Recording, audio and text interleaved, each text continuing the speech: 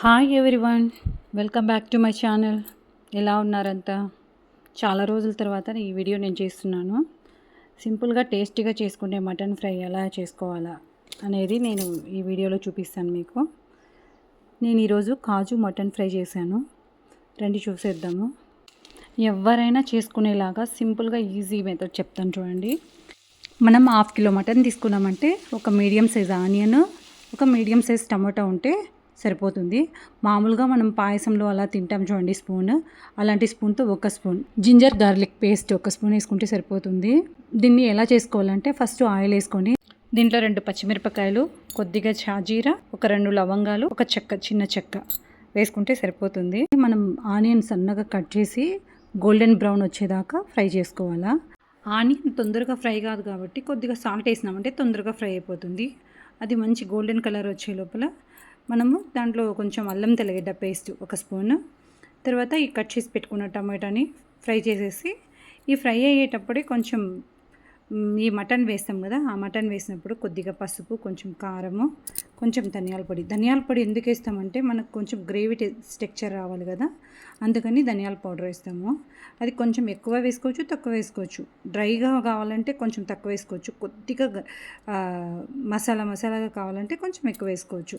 మనం ఎక్కువ తక్కువ అనుకుంటా ఉన్నాం కదా, 1 స్పూన్ వేసే చోట 2 స్పూన్లు అంతే. మరి మటన్ ఫ్రైకి ఎక్కువ వేసినా టేస్ట్గా ఉండదు. ఇంట్లో కొంచెం కొత్తిమీర వేసుకునేయాలి. ఇవన్నీ వేసి ఫ్రై చేస్తాం కదా, ఈ ఫ్రై చేసేటప్పుడు మనకు మంచి ఫ్లేవర్ వస్తూ ఉంటుంది. ఆ ఫ్లేవర్ వస్తూ ఉంది అంటే ఇక్కడ పచ్చివాసన వెళ్ళిపోయినట్లే. ఇంకా మనం విజిల్కి పెట్టేయచ్చు. మన దగ్గర ఎంత తొందరగా ఉడుకుతుంది అనేది మటన్ మీకు ఐడియా ఉంటుంది. నాకైతే 3 విజిల్లకు ఉడికిపోతుంది. ఇలా స్టీమ్ అంతా వెళ్ళినాక కొద్దిగా గ్రేవీగా ఉంటుంది కదా.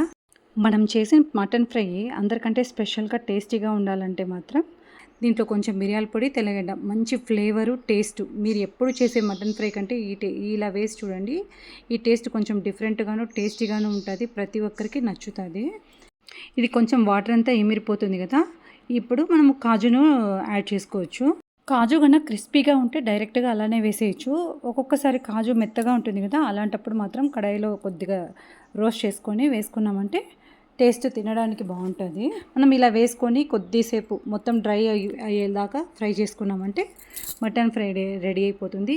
ఇప్పుడు దీంట్లో కొంచెం మనం హెచ్చు తగ్గులు ఉంటాయి కదా, సాల్ట్, కారం ఏదన్నా ఎక్కువ తక్కువ ఉన్నప్పుడు చూసి వేసుకున్నామంటే పర్ఫెక్ట్గా మనకి ఎంత టేస్ట్ కావాలంటే అంత టేస్ట్లో వేసుకోవాలా. మీరు ఒక విషయం గమనించే ఉంటారు, నేను చేసే ప్రతి వంటలోనూ ఆయిల్ కొద్దిగా తక్కువే ఉంటుంది.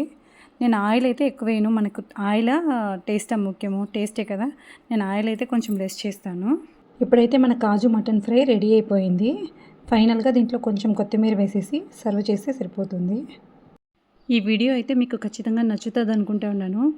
ఈ వీడియో మీకు నచ్చినట్టయితే కామెంట్ సెక్షన్లో కామెంట్ చేయండి. షేర్ చేయడం, సబ్స్క్రైబ్ చేయడం మర్చిపోకండి.